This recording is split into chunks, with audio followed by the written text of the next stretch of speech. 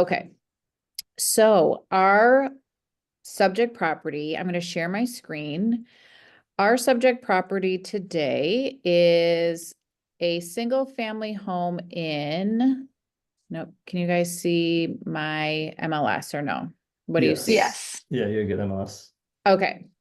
So it's a property that just went on the market last week. It's a 3-bed, 2.5 bath, single family home in Shorewood.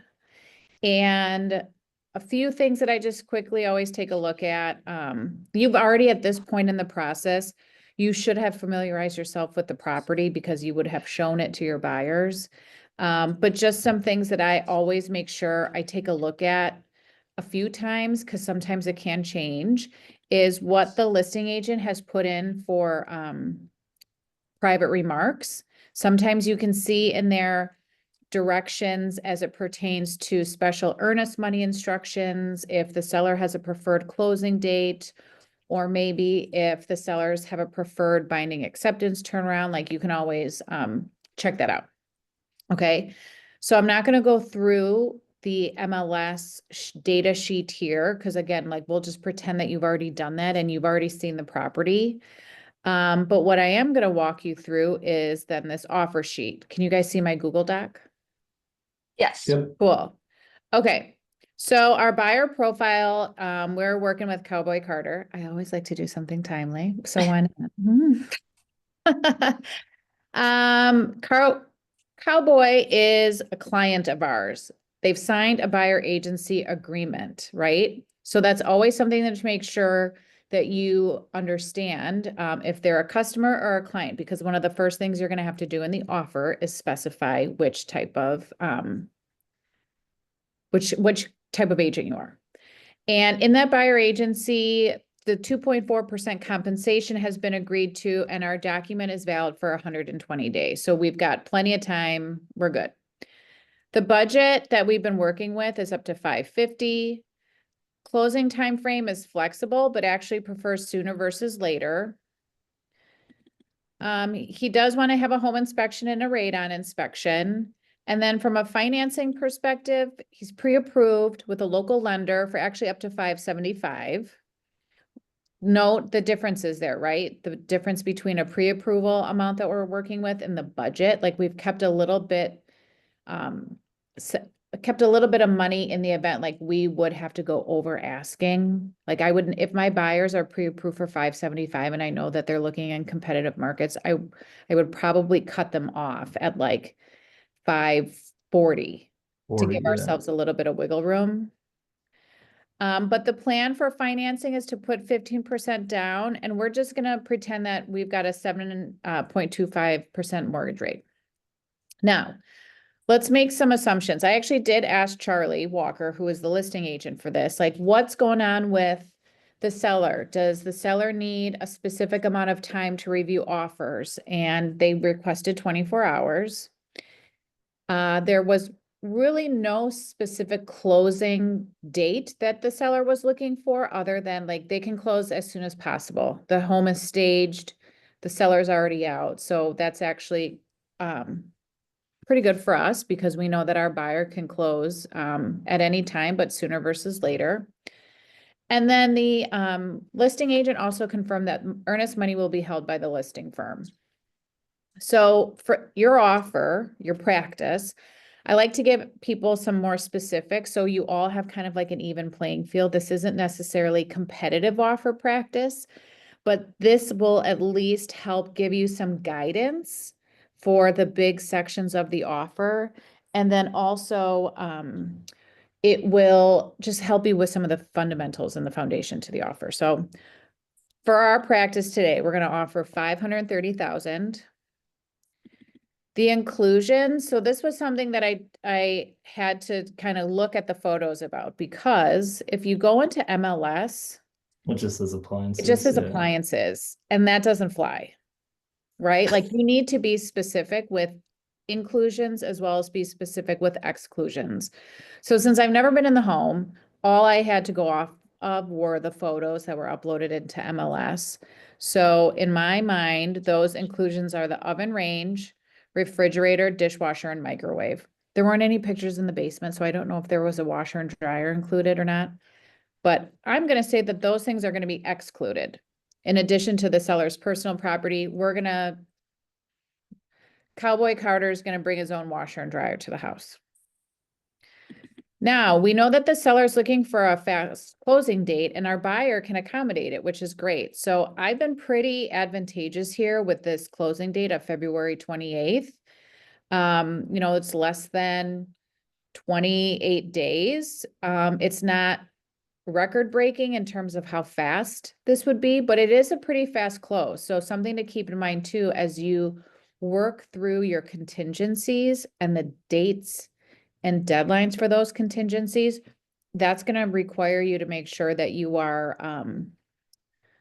kind of using your start and end date accordingly and scheduling or identifying deadlines for like home inspection and financing to fit within those, like, I guess, 25 days that we have left. So you'll see what I've done in a second.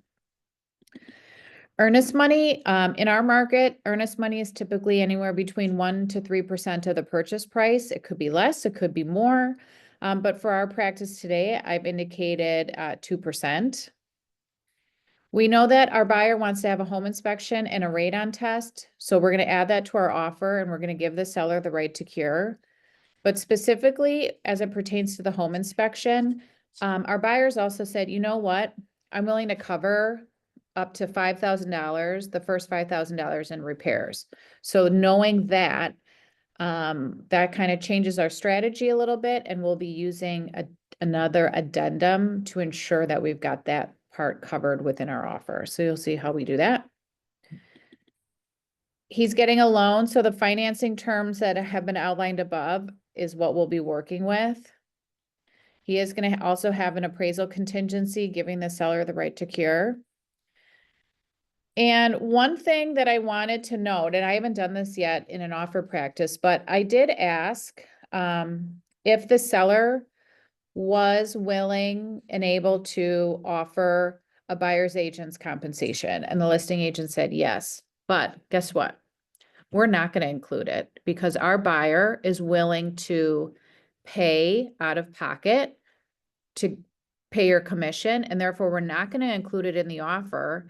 And if I was the seller, I would think this is a great offer, right? Because this is money that I get to keep. So I'll show you, like, we don't really have to do much other than just omit it from the offer, but we'll talk through how you would in fact then get paid if it's not written into the offer. Typically in the listing, you've got a couple of documents that have been uploaded into MLS. The house was built before 1978, so it should have a lead paint addendum. It's not uploaded in here, but the listing agent has it. There was no condition report provided. We're going to assume that a condition report was filled out and dated the 31st of January, but then this is really the only document that was included in the listing. But this document here doesn't necessarily influence our offer. And then some important considerations, and I'll show you this in MLS, but the mailing address and the taxing municipalities actually differ on this listing. Meaning, Is that the difference between Shorewood and Milwaukee? yeah. Listed? Yeah. So here, this is the mailing address. It's in Milwaukee, zip is 53211. But if you look a little bit below, it will talk about where it's taxed, and it's actually taxed in the village of Shorewood. So there is a difference with regards to like how you need to write your offer, because there's a difference, right? And I'll show you how to do that when we get in there. And then also just again, to keep in mind, like we have a really fast closing. So it's like 25 days from now. I've seen people in real life and even in offer practice, maybe they've got financing due in 25 days. Well, that's never going to work, right? Because we're closing in 25 days. So that's where no matter how fast your closing time frame is, make sure you're looking at your contingency deadlines and looking at a calendar to make sure like they make sense. They give you the time that you need, but they still are somewhat attractive and advantageous for a seller to agree to. So I'm just going to go right into zip forms. And I've got this all ready to go. So there's going to be 3 documents that we would fill out as the buyer's agents. It's the offer to purchase, addendum A and addendum AC. The other documents that would be included in your offer would be the condition report. Your buyers have to sign that, acknowledging that they've received it. They will also have to sign an addendum S, which is the lead paint, and indicate whether or not they're going to have or waive a lead paint inspection. And Well- then the other document that would be included in there is a copy of the pre-approval letter. But for us today, what we're just going to go through are the offer to purchase, addendum A, and addendum AC. Cool? Great. So right away here, I put today's date, February 4th, as the date that we are writing our offer. And I've kept in the offer that we are the agent of the buyer, right? We've signed buyer agency with this buyer. So that buyer makes us, or makes, they are a client of ours and not a customer. So I see this happen a lot in practice offers and in real life. People forget to strike something out. It's really important that you do pay attention to this though. So I've struck out agent of the seller or the listing firm, and I've struck out agent of buyer and seller, right? So the offer reads, we're drafting this offer on February 4th, and the licensee drafting the offer is the agent of the buyer. I put the buyer's name in here, our address, and then I put the village of Shorewood because you actually put the taxing municipality as the municipality for the offer. It's in the county of Milwaukee. And again, if you don't know if it's like a village or a city or a town, or if you don't know what county it might fall in, if you just go back to MLS, within the listing description here, it always will have at the very top, the county. But then a little bit towards the middle of the page, it'll tell you the municipality type, village, town, city. If you don't know, just pick up the phone and ask the listing agent.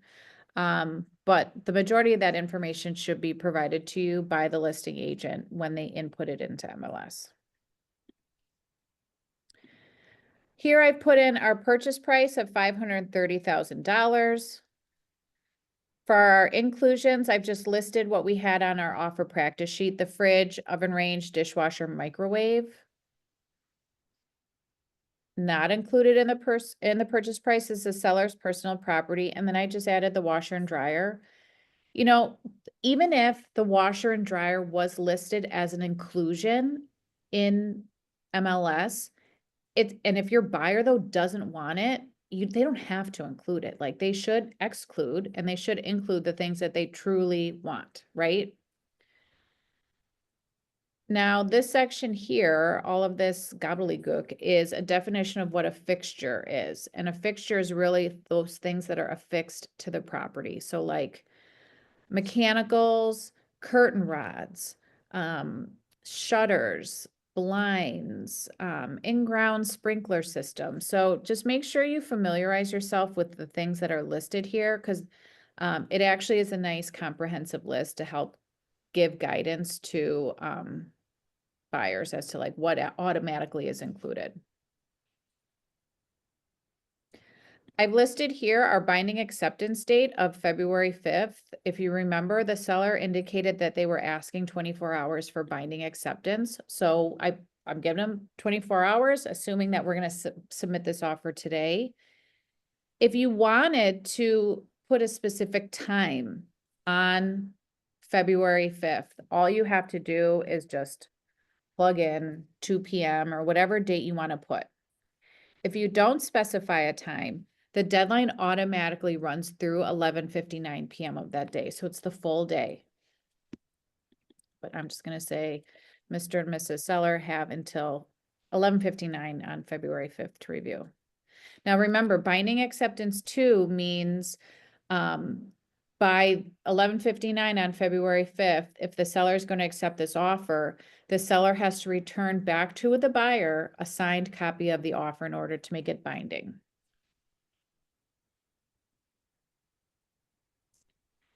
Closing, we're gonna close on February 28th. Again, that's listed in your practice. And my zip forms already has indicated that it's gonna be we're gonna close at the place selected by the buyer. That's very typical. And usually it's not even necessarily the buyer, it's the buyer's lender will make kind of the decision. So then I've crossed off in this line at the place selected by the seller, because then it's, confusing. Now I left this because this is a trick. Okay, at the top of page 2, for some reason, zip forms doesn't automatically carry through the address. So you actually have to go in there and make sure it's correct. All you have to do is click on the line. So the street address was right.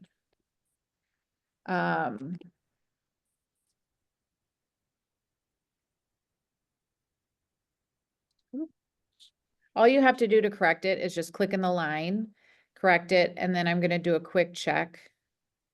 There, it's correct then on the subsequent pages. So you want to make sure that the address carries through on the tops of all of the pages. But back to the top of page 2, our first section here is earnest money. So I mentioned in the instructions that our buyer is going to be giving 2% or offering 2% in earnest money.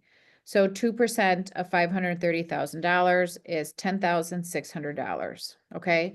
And one thing to make sure that you tell your buyers that this is money that will need to be available in an account immediately, because when you do submit your earnest money, if the offer is accepted, that's the only time you ever have to give the earnest money. If the offer is accepted and you give the earnest money, it will be deposited immediately. So funds have to be available.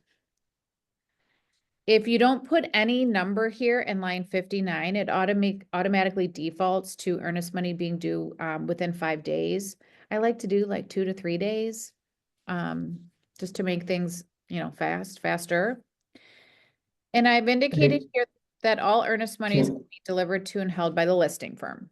Yes, Matt. Real quick question, sorry. So for the top where it says Shorewood, since MLS says Milwaukee, should it say Milwaukee or Shorewood for that?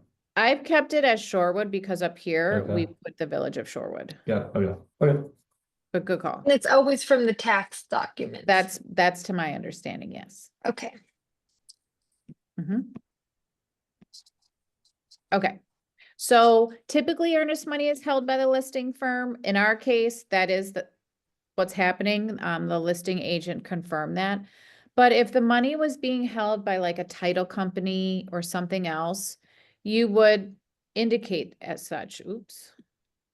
By crossing out listing firm, drafting firm, and then keeping other identified as, and you would like put the title company's name. So like title company goes here.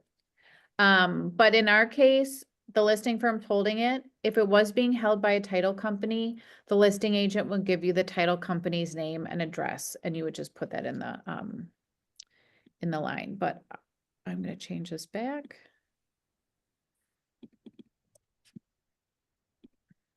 Okay.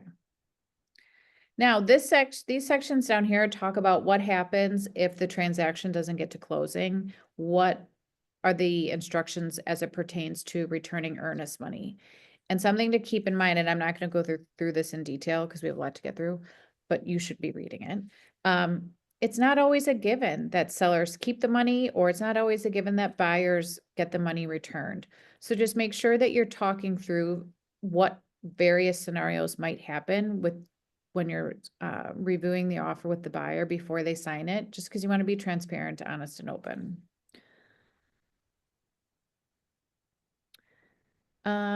I've never seen anything written in lines 90 or 91 talking about time is of the essence. That's really meaning like we have dates and deadlines in here, and we all agree to make and try to meet those dates and deadlines. I don't think there's ever been a situation where I've seen somebody try to make an exception to that. But then the next section here is the condition report. So the state requires that sellers provide a condition report and they fill that out based on the best of their knowledge. There might be some situations where the seller doesn't have to fill out the condition report. That would be if a trust or like a personal representative is selling the home on behalf of maybe somebody that passed away, or maybe it was They've never lived there, right? never lived there. Yeah, maybe the Yeah. son is selling it for mom and dad and the son never lived there. There is another document that a seller then would provide. It's called something like seller's refusal to complete a condition report, and it indicates why they don't fill it out. But otherwise, like, you should be getting a condition report. And in this section of the offer, we have to put the date of the condition report, the date that the seller filled it out. And in our practice, I think there wasn't a condition report immediately on MLS. So I said, let's just pretend this thing was filled out on January 31st. Now, this doesn't mean that your buyer accepts everything that was included in the condition report. It just means that your buyer acknowledges that they are in receipt of the condition report and it was dated on January 31st. Page 3 is all a list of things that might be included in a condition report. So it's a bunch of definitions. There's usually nothing that you have to fill out or modify or change. But as with any part of this offer that I'm not going through in detail, like, please just spend some time with these documents and just familiarize yourself with its sections and some of the content. But then if I go here to page 4, this is really now our first contingency that we're going to include, and that would be the home inspection. So when we check the box in line 193, this means that the offer is contingent upon the buyer having a home inspection, and the home inspection has to be conducted by a licensed and registered home inspector. It can't be their Uncle Larry who thinks he's really good at homes. Unless Larry is licensed, I don't know. Okay. If you don't want to include any of the contingencies, rather than leaving the box blank, it's best practice to put NA, and you'll see how that would look later. But the home inspection is a visual inspection that is conducted by a licensed and registered inspector. Now, it's not a test. They're not taking anything from the house. It's literally a visual inspection. In this section, it also indicates that the buyer or the licensees or both can be present during the inspections. And the seller really has to give authorization and access to the buyer and the inspector. They have to give access to the property so they can actually conduct the home inspection. Buyer agrees to restore that property to its original condition, meaning like maybe the home inspector had to go underneath the kitchen sink. They had to move some things out from the cabinets. Once the inspector was done, you promised to put all that stuff back. So like, return it to how you found it. And the buyer also agrees then to promptly provide copies of the inspection and testing reports to the seller. So as a buyer's agent, you will also, most inspectors will copy the buyer's agent on an email when they send through the actual report. So you as the buyer's agent should be sending that then to the listing agent, so the listing agent also has a copy. And it's important that both parties do have that copy, because if you have to do some type of negotiation on a repair or a credit or something that comes up in the inspection report, it's only fair that both parties have access to that information. Now, if you wanted to have an inspection of something very specific, maybe as you've gone through the home during the showing, you saw that there was crumbling brick outside of the chimney.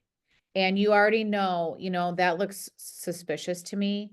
you can write that additional inspection in here on the blank line, like right out of the gate. A good home inspector is probably also going to see that as well and would recommend a follow-up inspection be done on the chimney. But if you just want to cut to the chase and get that done right away, you can write it in here. If it's, maybe you know, foundation issues or roof issues, those are the types of things that might be an incremental inspection that you want to have done right away and not wait for an inspector to recommend them. This also indicates that the buyer can have follow-up inspections that the inspector has recommended. Sometimes buyers are like, don't need it, don't care, we're moving forward. But this automatically gives buyers the right to have those follow-ups if they choose to do so. Now, in terms of like a turnaround time, if you don't put anything in line 206 here, this is the number of days that you're giving yourselves to satisfy the contingency. If you don't put anything in there, it's 15 days automatically. I'm not leaving it blank. I'm not giving ourselves 15 days because we're closing in 25 days. And this is usually the most anxious period during the transaction for all parties. So waiting more than half of the time between now and closing, I would never do that. So usually I do like 7 to 10 days for my home inspections, but no matter what number of day you put here, this doesn't mean that you're going to have the home inspection done by this day, by 8 days after acceptance. This means you're going to have the home inspection, any follow-up inspections, you've gotten estimates for anything that a buyer is interested in getting repaired or credits on, and you've done all of those negotiations to figure that out within these 8 days. So note to your buyers too, that this is a really important time frame that everybody has to be available to be participating in. If you find out you've got a buyer, oh, I'm going to be going on vacation starting tomorrow for the next 9 days. Ooh, that's not the best. You will go to the inspection, but you just want to make sure that you are communicating these preliminary deadlines to your buyers as you're going through the offer. Okay, so you're saying it doesn't need to be completed by that time, it just It needs to be does. scheduled? Oh, it does No. everything needs to be completed by that Everything, time. yep, everything. So let's say we get our offer accepted and we're on the clock now for 8 days. In the next 8 days, I will probably have that home inspection scheduled within like the first 1 or 2 days. Then we have to have all of our follow-up inspections. If the inspector says, yep, you know what, that chimney looks crummy, I would have it inspected by a chimney expert. And if your buyer wants to do that, you have to have that follow-up inspection done within that time frame. And then if you're negotiating any repairs or any credits or adjustments in price, that all has to happen within these 8 days. If you do not say you want your buyer, we find out that there's $10,000 worth of chimney repairs that need to be made. Well, we know that our buyer said they'll cover the first 5,000. So we have a difference of $5,000. And your buyer, though, really wants to get that $5,000 from the seller. Maybe you propose in the form of an amendment, and you'll be talking through this too. Like, you should never be just sending through amendments with requests unless you've had the conversation first and you can give the seller or the listing agent the heads up. Like, here's what we're thinking. So say we send through an amendment asking for a price reduction of $5,000. The buyer's willing to take on the repairs after closing. Mr. and Mrs. Seller, we're not going to ask you to do anything other than drop the price by $5,000. If the sellers say yes, you have to have both parties sign the amendment, and that would then hereby waive the home inspection. What if Okay. on like day 7, you are still trying to negotiate and it appears that you're at a stalemate? If you don't do anything and you let this thing expire and we get to like day 9, that means that your buyers have just bought the house as is and you have no more negotiation time or power. So it's really important. This is one of the most important deadlines that you need to make sure you're understanding when it actually is coming. I would say on day 7, if I don't have anything in writing that resolves what we're trying to do, I would ask the listing agent for an extension so we can try to maybe a couple more days so we can try to figure this out. And if they sign the extension, that's great. Then that just moves your deadline a couple of days or to whatever day that you've specified. But say it's like day 7 or day 8 and no, you're not getting anywhere. And your buyer really doesn't want to buy the house as is. What you would do then is you would issue a notice of defect that lists all the things wrong with the house. And now you're telling the seller, you're on the hook to fix all of these things. Now it's not even just the chimney. We want you to fix all of this stuff. And when you do that, and if you give the seller the right to cure, which is very common in our market to give the seller the right to cure, the seller can still come back and say, yep, I'm actually okay fixing now all these things on the list. I'll do it. And if they agree to do that, they have to send it back in a notice stating that they're going to fix it. Now, they can also satisfy the condition or the contingency by, again, delivering a notice to the buyer, and I put within 2 days. There should be no need to give the seller a lot of time to think about this because you've had conversations over the past 8 days. Like, in my mind, I'm not giving people more than 2 days to figure out what they're going to do. So again, the seller can satisfy the contingency by delivering notice to the buyer within 2 days, indicating they're going to cure the defects.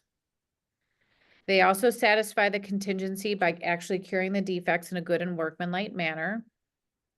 And they have to send to the buyer a report talking about the work that was actually completed no later than 3 days prior to closing. So this is if the seller says, okay, I guess you've put me in a corner and now it's not even the chimney anymore, but I want to close this thing and I guess I'm going to have to fix the chimney, some electrical, whatever's in the notice of defects. Now, the offer is null and void. The offer can be canceled if the seller never had the right to cure to begin with. So say we didn't give the seller the right to cure and your buyers came through, they had the home inspection and there was all this stuff that the home inspector came up with. And your buyers are like, I don't even want to try to negotiate. I don't even want this house anymore. You can kill the deal if the seller never had the right to cure to begin with. Or the offer can also be dead, null and void, if the seller has the right to cure, but they send us back a notice saying, I'm not going to do anything. Sorry, still not going to do anything. Or the seller has the right to cure, but they haven't sent back a notice within those 2 days. So say we get to day 3 and we never heard back from the seller, your buyer can get out of the deal. I would read through this section a million times because all of your answers to your questions, Joan Reed always talks about this, 99% of your answers are already in the document, and she's not lying. But sometimes it's, you got to read through things a few times and it's a lot of legal jargon and can get confusing. But by all means, if you guys have questions during this phase, we have separate contract trainings. I'll send them to you so you guys have them. But we have contract trainings just on the home inspection contingency. But if you have questions, always feel free to call your PC coach, call the helpline. People can help walk you through it. Now, the radon test. So again, we're going to have a radon test because our buyer wants one. Typically, the radon time frame follows the same number of days as the home inspection. So if you recall, we said we were going to have everything done in 8 days. We're going to do the same thing here. A lot of home inspectors can also do radon testing at the time of the home inspection. They drop off a kit. It stays in the basement for like 48 hours. The home inspector goes back, picks up the kit, and voila, you have a test. If the we also have to indicate if we're gonna give the buyer or the seller the right to cure or not. And in our market, again, it's very common to give the seller the right to cure the radon test. And to cure the radon test, is the seller has to put in a radon abatement system to help reduce the amount of radon that might be found in the basement. A radon mitigation system's like $1,500, $2,000. But again, all of this language sounds somewhat familiar and similar to what we just saw in the home inspection contingency. The seller has the right to cure. They can satisfy it by sending a notice indicating they're going to cure it. They are going to satisfy it by putting in a system. But the offer's dead if the seller never had the right to cure to begin with, or the seller never sent back the document within the amount of time requested, or they send back a document saying, I'm not going to cure it. So that language looks pretty similar to what was in the home inspection. So the next section here is if your buyer's getting a loan, and ours is gonna get a mortgage. So I've checked the box indicating that the offer is also contingent upon the buyer getting a loan. In line 249, this is where you would put the type of loan: 30-year conventional, 15-year conventional, FHA, VA. If you don't know the type of loan, it should be stated on your buyer's pre-approval letter. But it's also okay to, and I would do this regardless, pick up the phone, call your lender or your buyer's lender and indicate, hey, Cowboy Carter's putting in an offer on a home in Shorewood. I just want to make sure that I've got his down payment information correct. I want to make sure that I've got a realistic interest rate. And I also want to make sure that you can meet the deadline that I'm putting in the offer to return a loan commitment by. So here is where I'm putting, how many days are we going to say that we need to get a loan commitment? I put 18 days. Usually it's, if you're closing in like 20 or 30 days, a 21-day financing commitment is pretty typical. Some lenders can get financing within 7 days. Some can even get it faster than that. But what you want to make sure you do is communicate what you're thinking and what you're putting in the offer to the lender, because you just want to make sure at the end of the day, the lender also can help you meet that deadline. So I put 18 days here. And the amount of financing, so the actual loan amount that the buyer is going to be getting, that's the amount that you put here in line 251. So this is actually the purchase price, $530,000, minus their 15% down payment. So that means their principal, their loan is for $450,500. So the principal amount goes in here. If you need a mortgage calculator, they have, Focus Title has a good mortgage calculator. I use Carl's spelled with a K, Carl's mortgage calculator.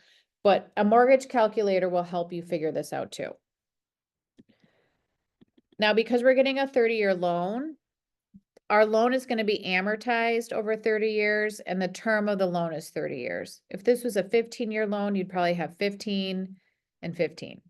Again, if you don't know, ask the lender what kind of loan the buyer's getting and draft the offer accordingly. But then once we plug into our mortgage calculator, the purchase price, the down payment, the number of years the loan is going to be for, and then the interest rate, it's going to tell us what the monthly payment is going to be. And that monthly payment is the amount that we put in here in line 252. Now, something to keep in mind and to point out to your buyers, because I go through the offer with them, like once I fill it out, I like to spend 15 minutes and just go over the highlights with them so they know what they're signing. I always say this number here, this monthly amount might look less than what you are planning or budgeting for.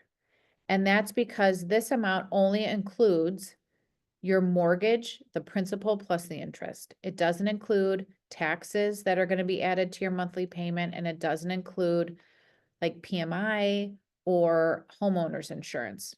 And that's specified here in the offer. It says initial monthly payments of principal and interest shall not exceed $3,073.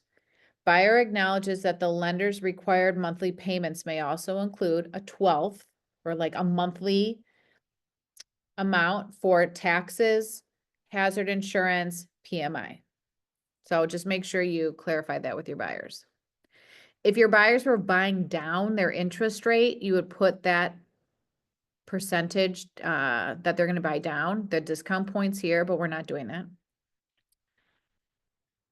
In line 264, you need to check off what type of financing they're getting. If it's going to be a fixed rate or an adjustable rate. A fixed rate means it's the same interest rate every single year that the loan is valid for.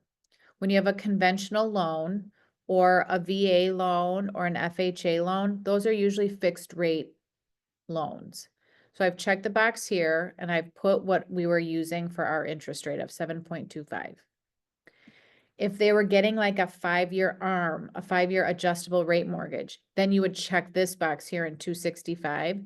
And I would most certainly then work with the lender here to figure out what the terms are for that loan, because the interest rates change depending on the number of years that the loan is valid for. So this can sometimes be a mystery, but lenders can certainly help you fill it out. Now, if we were going to get help from the seller for financing, we would check this box here. This happens like every now and then. Maybe a grandparent is selling their house to their grandkid and they're willing to give the grandkid a loan. Like that might be an example of seller financing. But because we're not, we're going to the good old bank to get our loan. I've put that this contingency on line 288 is not applicable. Rather than leave it blank, put NA. If this was an offer where a buyer was paying cash and not getting a loan, you would be filling out this section here, indicating, yep, it's not contingent on financing and my buyer is willing to give the seller a proof of funds within blank amount of days, but we don't have to fill that out, so we're going to ignore it for today. Our buyer has asked that we also include the appraisal contingency. So there's always sometimes some confusion about what this contingency is. And when a buyer gets a loan, there's a very good chance and an overwhelming majority of the chance here that the lender is going to have an appraisal done on the house because they want to find out exactly how much the house is worth. When you check this box, that doesn't mean that you're asking to have an appraisal done. When you check this box, it really brings more specificity around what happens if the house doesn't appraise for the amount of money that is being offered, or if it doesn't appraise for more. It's not always a given that like you can go back and negotiate. So here it says the offer is contingent upon the buyer's lender having the property appraised after the date on line 1, indicating that the appraised value is equal to or greater than the purchase price. The contingency shall be deemed satisfied unless the buyer within 15 days after acceptance. How did I get to 15 days? A lot of times buyer's agents put the same amount of days here as the loan commitment. So for ours, it was like 18 days because the appraisal will influence whether or not your buyer gets a loan. I always like to put my appraisal deadline a few days before the loan commitment, just to give ourselves a little bit of cushion in the event we have to like finalize some documents or something. But this is just what I've always done. So we'll say the house comes in, we're offering 530, and say the appraiser comes in and says, this house is actually worth 550. What do? Matt's shaking his head because he knows what not to do. He had nothing. You do nothing. You don't, You don't have to tell send him. it. You shouldn't send them the report, the Nope. appraisal report. All you have to do is really pick up the phone, or you could put it in an email, or you could send a notice saying, the appraised good. value looks good. appraisal contingency hereby satisfied, we move on. Why do you not tell the listing agent what the house appraised for if it came in higher than what we purchased it for? Because it's your buyer's information. It's not It's your theirs. buyer, yeah, and honestly, you won't even get the information. The buyer gets the report directly. Also, if a seller finds out, oh my God, my house is worth more, well, then I want more money. Yeah, Yeah, they it try to doesn't work pull out like the, that. yeah. Doesn't work like that. See that? Doesn't work like that. Now, what happens if it comes in and it's worth $500,000? So now we've got a $30,000 difference. That is when it is acceptable to go back because we've checked the box. But again, you can try to do this even if you don't have an appraisal contingency. You can try. But if the house comes back with an appraised value less than the agreed purchase price, we are going to deliver to the seller a copy of that appraisal report indicating that it came in less. And we're going to send a note. I never send a notice, but we're just going to say, hey, we have to negotiate here. We gave the seller the right to cure. Usually that means we're asking the seller, hey, can you drop the price to the appraised value? Because your buyer won't be able to get a loan for a house that the lender doesn't think is worth that amount of money. So say our house comes in at 500 and you, the buyer's agent, go back to the listing agent and say, hey, we have a situation here where the appraisal came in at $500,000. My buyers are asking that your seller reduce the price to $500,000. Okay, now what? Well, we're giving our seller 2 days to make a decision as to what they're gonna do. Maybe they'll negotiate. Maybe they'll ask, well, you know what? I'll drop the price, but I want to split the difference. I'm not dropping it the full 30 grand. Whatever happens, you have to get how you're changing the price officially in writing in the form of an amendment. So if the seller has the right to cure, they can satisfy the contingency by delivering notice, adjusting to the purchase price within 2 days. Seller and buyer agree to promptly execute an amendment, which can be initiated by any party. Either party can draft it, indicating that there's going to be an adjustment to the purchase price. Now, the offer can be dead if the seller never had the right to cure to begin with, and the buyer can't pay for it. They can't pay, they don't have the money to make up the difference. The offer is also dead if the seller has the right to cure, but the seller comes back and says, no, I'm not adjusting the purchase price. Or it's dead if the seller doesn't deliver a notice back within those first 2 days, then your buyers have an opportunity to walk. So again, a lot of this language looks really similar. But these are deadlines that you need to make sure that you're always staying on top of. If the buyer had to sell their house before they could purchase this house, it's called a home sale contingency. You would be checking this box here, but we're not doing that. A bump clause usually accompanies a home sale contingency. So since we don't have one in this offer, we're putting not applicable. We are not writing to be in secondary position. Secondary position means there's already another offer that's accepted. And a seller might accept another offer, a secondary offer, if they feel like that first offer is falling through the cracks. But we're writing to be the number one guy. You have to indicate how things like taxes or special assessments or municipal charges like water or sewer, like how are those things going to be split up between the two parties at closing?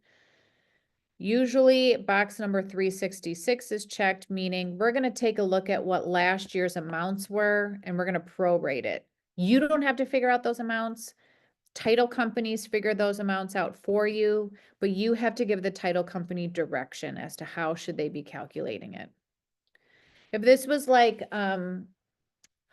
maybe vacant land and now there's a house on it, like new construction, but maybe the taxes from last year were still based on it being vacant land, which would mean it's probably gonna be a lot less for taxes than if there was a house on there. You're probably gonna wanna check one of these boxes to figure out how to calculate the prorations. If you ever have questions about this section, pick up the phone, call the helpline, pick up the phone, call a compliance broker. People can walk you through it.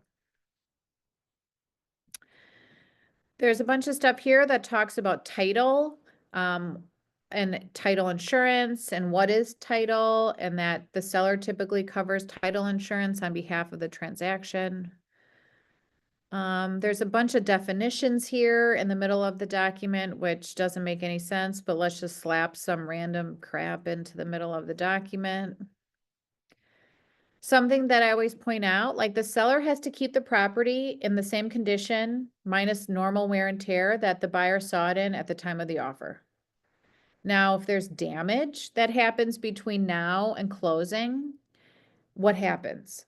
Well, if the damage was less than 5% of the purchase price, the seller has to notify the buyer and the seller has to fix everything and bring it back to the same condition.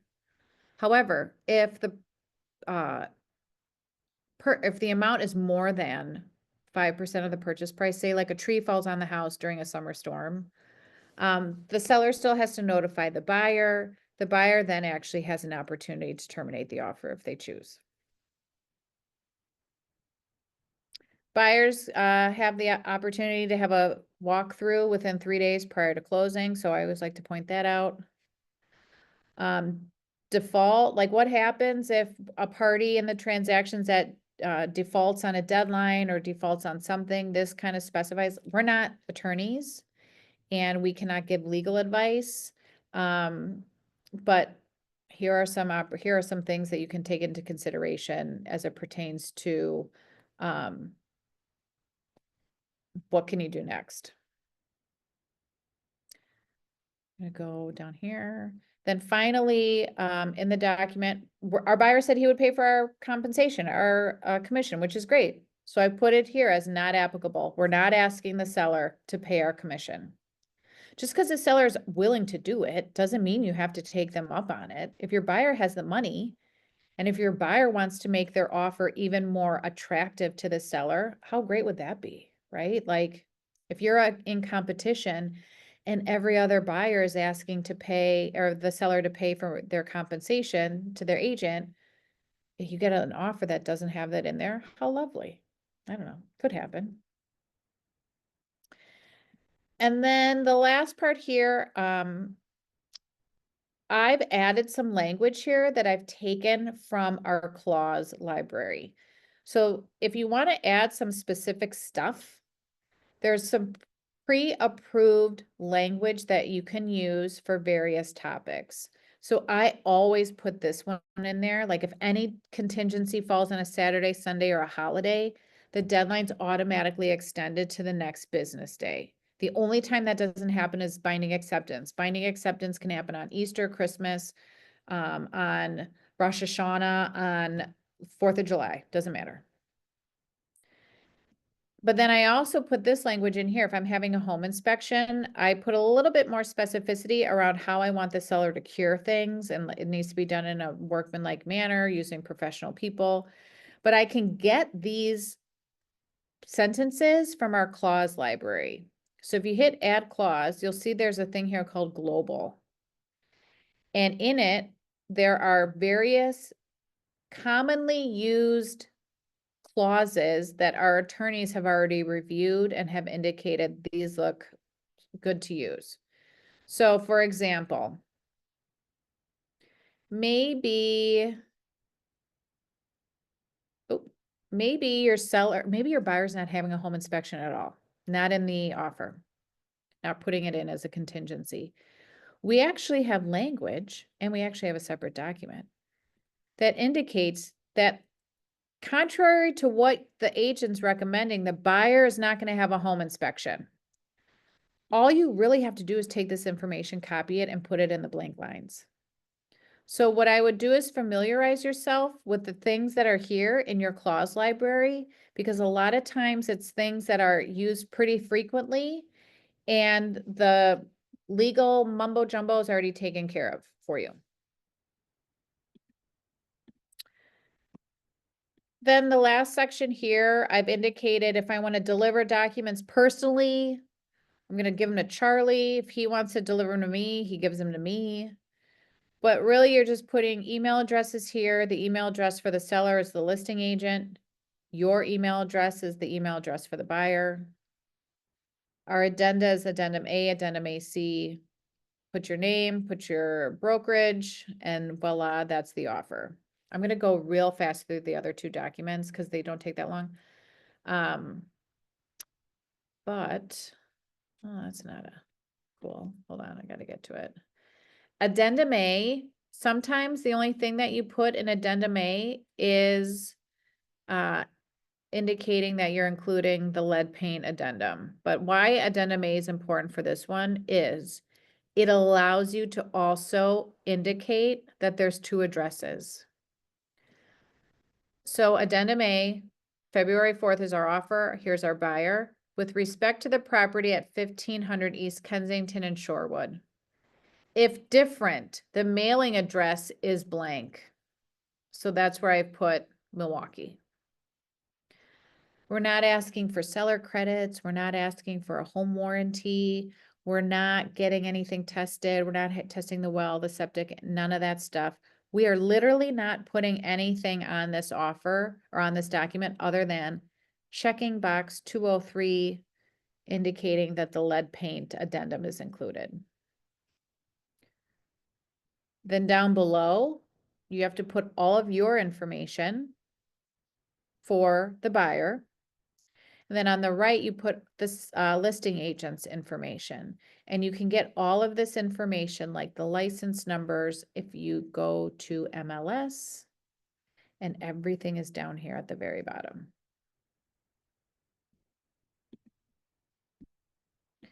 And then the last document that we would fill out, because we said our buyer had $5,000. He was willing to cover the first $5,000 in repairs coming out of the inspection. So we're going to use addendum AC.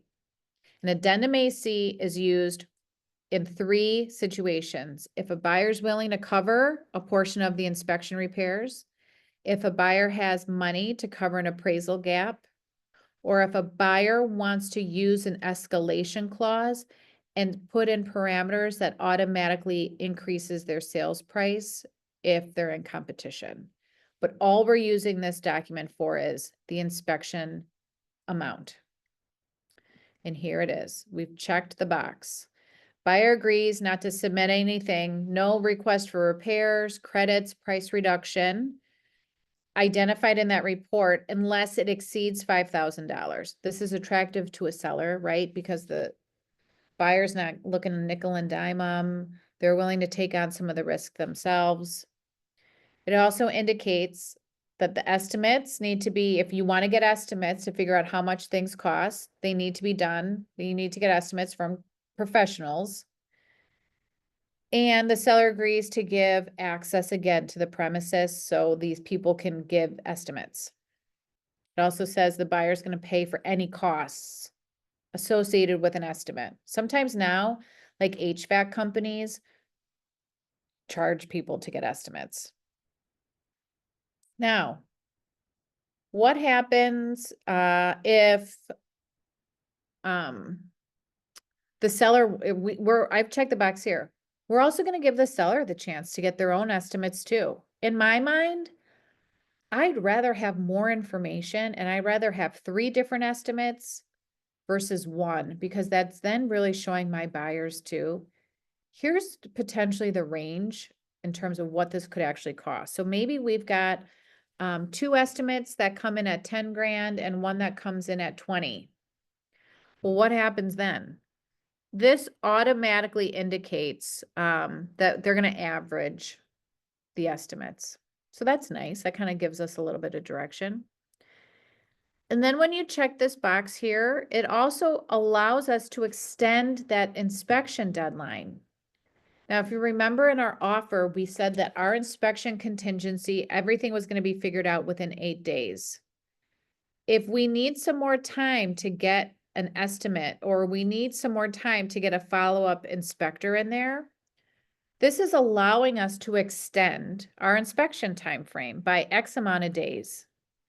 Now, it doesn't automatically go into effect, though. What you have to do, and either party can do this, is send a notice to the other party saying, hey, we're gonna leverage our 5-day extension.